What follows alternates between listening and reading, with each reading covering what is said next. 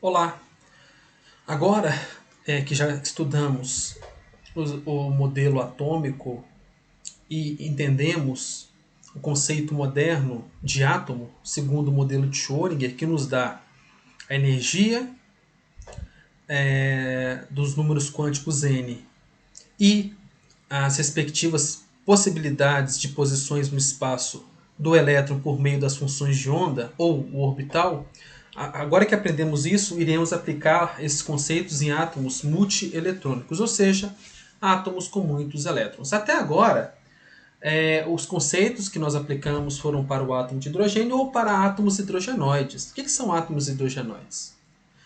Átomos hidrogenoides são aqueles átomos que apresentam um núcleo qualquer, pode ser um núcleo, muito pesado, mas que tem apenas um único elétron em torno. Tá? Então, por exemplo, se nós tivermos um hélio com uma carga positiva, um hélio mais, ele teria apenas um único elétron na sua valência. Isso seria um sistema, por exemplo, hidrogenoide. É o que nós já vimos até o momento.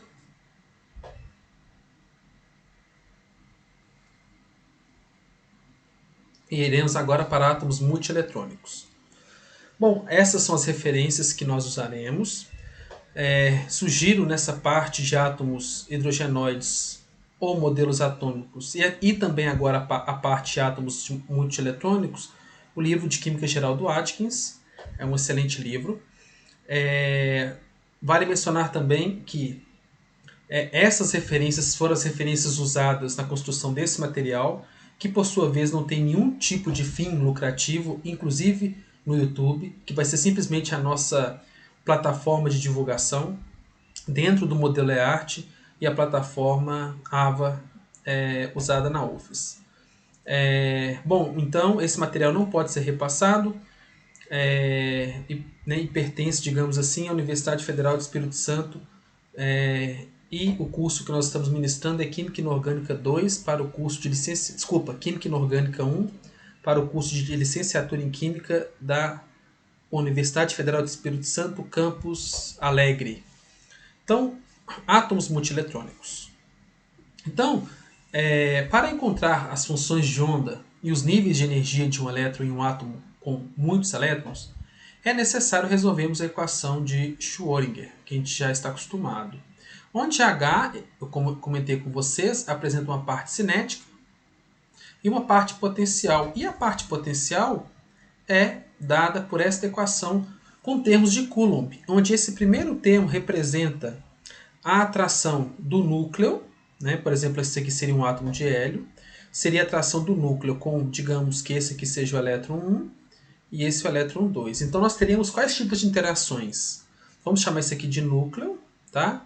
Então teríamos as interações do núcleo com o elétron 1, que seria esse termo aqui, que seria a distância R1, a distância entre o elétron 1 e o núcleo.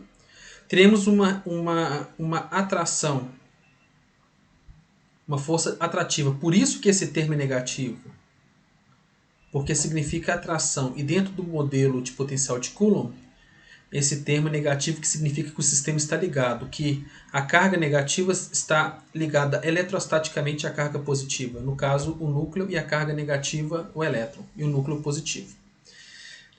O núcleo interagindo, por exemplo, com o elétron 2.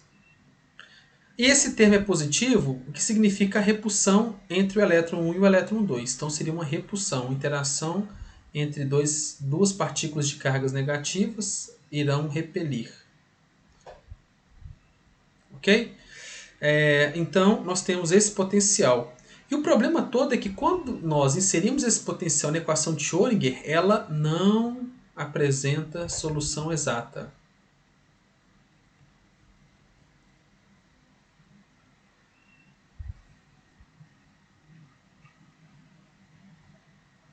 Solução exata.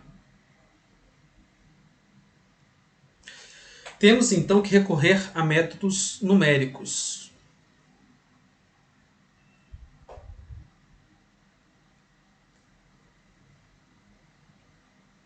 Numéricos. Para isso usamos computadores.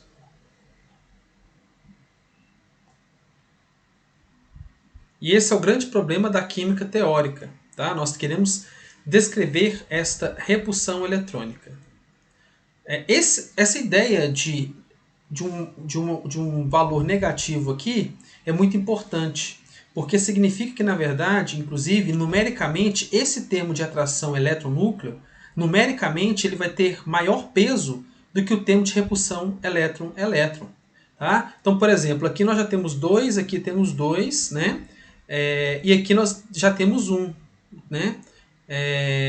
Aqui esse 2 significa a carga nuclear ao número atômico do próton. Dos dois prótons aqui. Aliás, a carga dos dois... Esse 2 aqui significa o número atômico do elemento hélio, né? Que é 2. Nós temos 2 prótons.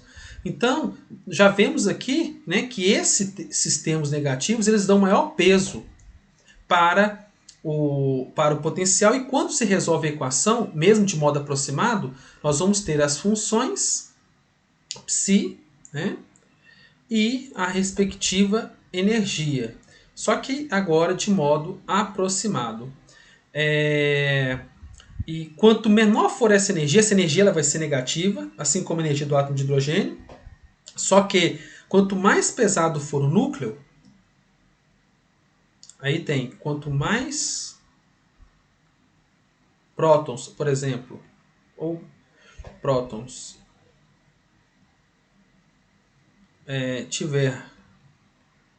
tivermos no núcleo,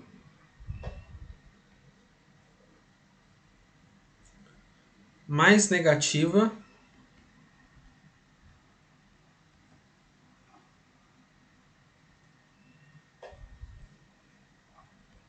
é a energia. Esta energia aqui, que é obtida de modo aproximado porque nós não conseguimos resolver essa parte eletrônica. R12 significa a distância entre os dois elétrons, esse movimento. Bom, energia dos orbitais em princípio Aufbau. Aufbau é uma palavra alemã que significa construção. Construção.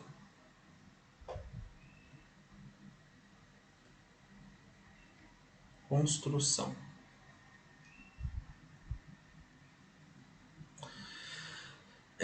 Então nós vamos ter dois fenômenos importantes que aprenderemos. Penetração, significa o mais próximo possível do núcleo, e blindagem. Blindagem eletrônica ou a blindagem de uma coisa com relação ao núcleo. Então, por causa dos efeitos de penetração e da blindagem eletrônica, a ordem das energias dos orbitais de uma dada camada, essa ordem crescente, né, é de S, P, D e F. Então, por exemplo, aqui, ó, vamos supor que aqui seja o patamar de energia, né, numa linha aqui, digamos que essa energia vai ser menos 10, sei lá, estou jogando aqui, tá? Electron-volt, e aqui vai ser menos, sei lá, menos 7 electron-volt, por exemplo, tá? Então, ou seja, esses valores aqui são mais negativos. Então, uma vez escrevendo o patamar de energia aqui, ó, ele saindo de menos, digamos que aqui seja, sei lá, vamos colocar um valor aqui, menos 15 electron-volt, tá? Vamos colocar. Esse valor é apenas hipotético, apenas para ilustração, 15 electron-volt, menos 15. Ele não tem significado químico, porque esses valores poderiam ser menos 15 mil electron-volt, ou seja, menos 15 vezes 10 a menos 13 electron-volt, 15 micro electron-volt, enfim. Mas aqui é só mesmo para ilustrar. Então, digamos que para esse sistema atômico nosso, nós tenhamos o nível 1s, ou orbital 1s, num patamar de energia igual a 15 mil electron-volt. Tá? Esse vai ser o valor mais negativo. O valor mais negativo. Mais negativo. Então, o que é a penetração? Vamos ilustrar usando a função de distribuição radial que nós já estudamos, né? A F, D, R. Função de distribuição radial. Essa energia vai ser importante, ela é análoga à energia do átomo de hidrogênio, só que agora nós vamos usar um termo empírico chamado ZF, onde ZF é a carga nuclear efetiva, experimentada pelo elétron E. É como nós teremos agora vários elétrons, um elétron vai começar a influenciar, interferir no outro. Então, por exemplo, nós temos o núcleo numa certa posição, né? Numa certa posição. Se tiver na frente desse, nós vamos ter um elétron, né, na frente desse núcleo e um outro mais afastado. Esse mais afastado vai estar tendo mais dificuldade de sentir o núcleo, ou seja, a carga nuclear, né, efetiva, porque além de estar mais distante, e quanto mais distante duas cargas estão uma da outra, menor a sua interação eletrostática, além da distância, tem um elétron no meio, que está fazendo com que haja uma blindagem eletrônica. Então, o núcleo vai interagir muito mais com o elétron mais próximo e o elétron mais afastado, além de estar mais afastado, vai ter uma blindagem devido a esse elétron que já está interagindo com o núcleo. Isso é chamado de blindagem eletrônica. E os elétrons mais internos são aqueles que vão ter maior carga nuclear efetiva. À medida que vai se afastando da proximidade do núcleo e o elétron, menor vai ser essa carga nuclear efetiva. Então, o que seria então, já que a penetração, já definimos a carga nuclear efetiva, o que seria essa penetração? A penetração seria para o orbital 1s, que vai ter sua densidade de probabilidade máxima aqui, quer dizer que ele está mais próximo do núcleo.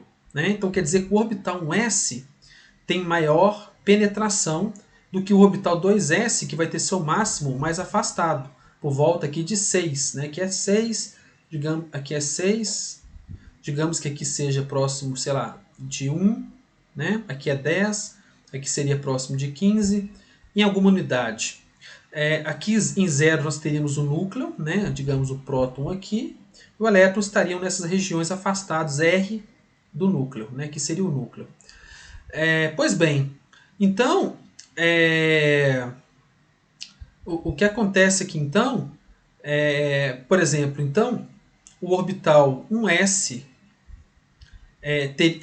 teria maior penetração, o 2s teria, depois do orbital 1s, o orbital 2s teria mais penetração, e o 3s teria muito menos penetração, porque ele estaria muito mais afastado do núcleo. Então, este é o fenômeno de penetração. É aquele orbital que vai estar com maior chance de estar próximo do núcleo, dentro da sua ideia de probabilidade de estar em certa região. Então, o orbital 1s vai estar mais próximo do núcleo, logo ele tem maior penetração do que o orbital 2s, que vai estar mais afastado, que vai ter menor penetração do que o orbital 1s, e o orbital 2s vai ter menor penetração do que o orbital 3s, porque o orbital 3s está ainda mais afastado.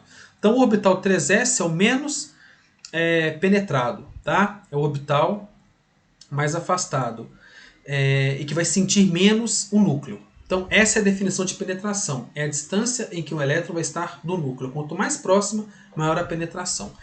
E a blindagem seria a ideia de que, por exemplo, se nós tivéssemos um elétron nesse orbital 1s, seria 1s1, por exemplo. Aqui seria 1s com um elétron e 3s com mais um elétron. Significa que esse elétron aqui, ó, esse elétron, por exemplo, né, este elétron aqui, ó, estaria tendo mais dificuldade, além de estar longe, de sentir essa carga nuclear efetiva provocada pelo núcleo que está aqui, porque vai ter dois elétrons na frente, então forma como se fosse uma blindagem. Isso é chamado de blindagem eletrônica, tá? Então, o orbital 3s, então o orbital 3s, por exemplo, o orbital 3s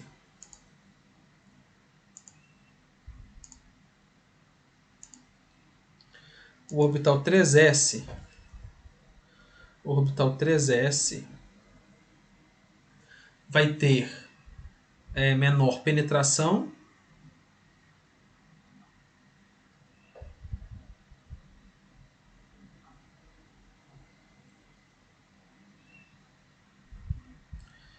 e maior blindagem eletrônica.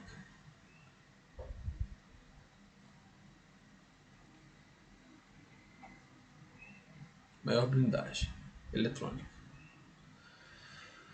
Ok? Bom, então iremos agora discutir os níveis de energia, uma vez que já identificamos a carga nuclear efetiva, o efeito de penetração e o efeito de blindagem eletrônica.